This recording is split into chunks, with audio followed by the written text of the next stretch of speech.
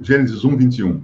Deus criou as grandes baleias, ou os grandes peixes, e todo réptil de alma vivente que as águas abundantemente produziram, conforme as suas espécies. E toda ave de asas, conforme a sua espécie. E viu Deus que era bom.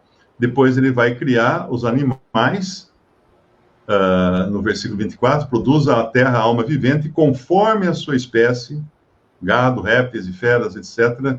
Versículo 25, e fez Deus as feras da terra conforme a sua espécie, e o gado conforme a sua espécie, e todo o réptil da terra conforme a sua espécie, e viu Deus que era bom. Veja que interessante isso aqui. Quantas vezes ele repete conforme a sua espécie? Isso é para falar assim, cara, vocês estão pensando que uma ameba virou um macaco? Não, a ameba é uma espécie, macaco é outra espécie. Ou que o macaco virou homem? Não, o macaco é uma espécie, o homem é outra espécie. O tatu não podia virar um elefante ou um passarinho, porque tatu é tatu, elefante, elefante, passarinho, passarinho. Elefante não voa, só o Dumbo lá no Disney. Mas não, é cada um conforme a sua espécie. Deus parece que repetiu aqui, que nem aquelas aulas que tem um professor que tem uma classe muito burra. O que ele tem que fazer? Ele tem que repetir. Classe, vocês não entenderam? Vamos repetir. Pedro Álvares Cabral descobriu o Brasil. Pedro Álvares Cabral descobriu o Brasil. Eu sei que não é verdade isso, né? Que Pedro Álvares Cabral descobriu o Brasil. Os índios já tinham descoberto antes. Mas diz que quem vem a pé não conta, só quem veio de navio. Mas então o professor manda a classe ficar repetindo. E aqui Deus fez para a classe de seres humanos repetir isso. Gente, seus cientistas que se acham, é conforme a sua espécie que eu fiz cada um. Deus está falando conosco aqui. É conforme a sua espécie. E outra coisa importante, isso aqui são os fundamentos da criação. Como é que o dono de tudo criou todas as coisas e determinou como as coisas seriam. Não é para transformar pulga em elefante. Não. É conforme a sua espécie. E aqui no versículo 28, e Deus os abençoou, e Deus lhes disse ao homem e à mulher. Adão, inclusive, é o nome dos dois. Importante entender isso. Quem chamou Eva de Eva foi Adão. No final do capítulo 3 de Gênesis, você encontra que Adão chamou a sua mulher de Eva. E Eva significa mãe de todos os viventes. Isso foi um ato de fé de Adão, né? Porque Deus tinha jogado uma maldição, e ele teve fé que realmente eles não seriam destruídos, e chamou ela de mãe de todos os viventes. No versículo 28, Deus abençoou e Deus lhes disse, frutificai e multiplicai-vos. Como que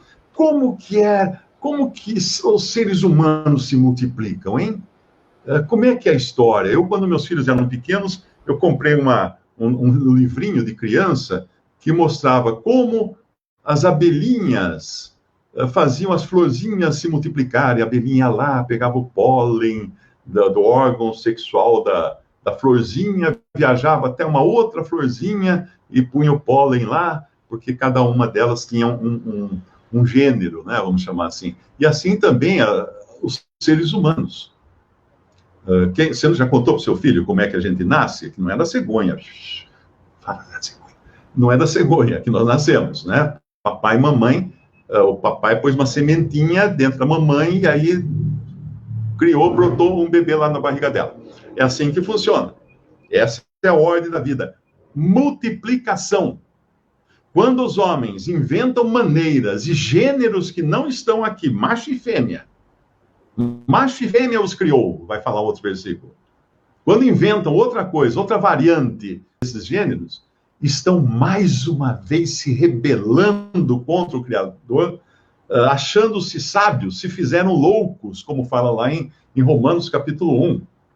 Então veja a que ponto chega a estultícia humana. Não só de acreditar que a pulga vira elefante, mas também que é possível a existência da humanidade sem a sexualidade ou os dois gêneros que Deus criou, macho e fêmea. Ok? 2 letras só, MF. Não é um monte de letra. Então, a rebelião humana hoje está expressa em toda a sociedade E nós não estamos nem aí com a sociedade, eles querem expressar que se expressem. Eu não estou brigando com quem expressa mais letras do que macho e fêmea. Cada um faz o que quer, mas cada um terá que dar conta a Deus. Lembre-se disso, não é o Mário que tem que dar conta, não é a mim, nem, é cada um de si mesmo terá que dar conta, prestar contas a Deus de por que transtornou a ordem divina estabelecida no Éden. Algo muito sério. Eu sou arquiteto de formação. Um arquiteto faz um projeto, tem um engenheiro também que faz todo o cálculo estrutural para aquele prédio ficar em pé. E aí tem o pedreiro, né? E eu me lembro que eu trabalhava num escritório de arquitetura. Um dia chegou lá o arquiteto desesperado, né? Porque ele foi fazer uma reforma num apartamento e ele viu a estrutura do prédio e pegou um lápis e riscou assim onde que tinha que abrir a porta na parede. E aí ele foi visitar lá a obra, chegou lá, o pedreiro, doutor, foi duro abrir aquela porta lá. Como duro? É tijolo furado? Que duro. Não, mas a dona pediu para trazer um pouquinho mais para cá a porta. Era concreto puro, tinha ferro, para você quebrar o concreto, cortar os ferros. Meu, você cortou um pilar, uma coluna do prédio. Aí precisou correr lá no ferro velho, arrumar um monte de trilho de trem, escorar aquele pedaço ali. O cara cortou. Por que isso? Ele não conhecia a estrutura do prédio. Quem não conhece a estrutura da criação faz bobagem com as coisas que Deus criou. Por isso que quando se fala hoje que a natureza está toda desregulada, toda bagunçada, por que isso? Porque o homem foi lá e cortou a coluna, cortou a viga. Ele falou, não, a porta tem que ser mais para cá, vamos cortar, não tem problema, é duro, dá trabalho, né? Mas não saia do projeto original. O projeto original tem segurança. Fora do projeto original, tudo vai ruir. Como vai mesmo, né?